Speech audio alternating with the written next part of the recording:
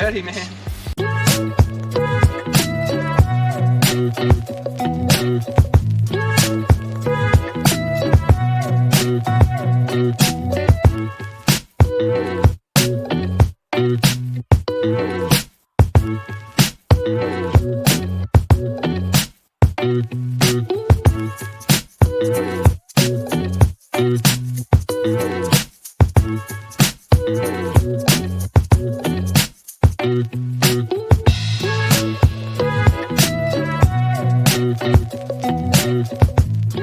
Alright guys, we just finished up our last day of our little pondless build here.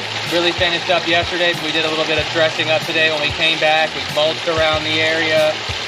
We worked on the dry creek bed, and then we went and placed in a couple little plants and some moss here in all the crevices just to kind of dress it up and make it look more natural.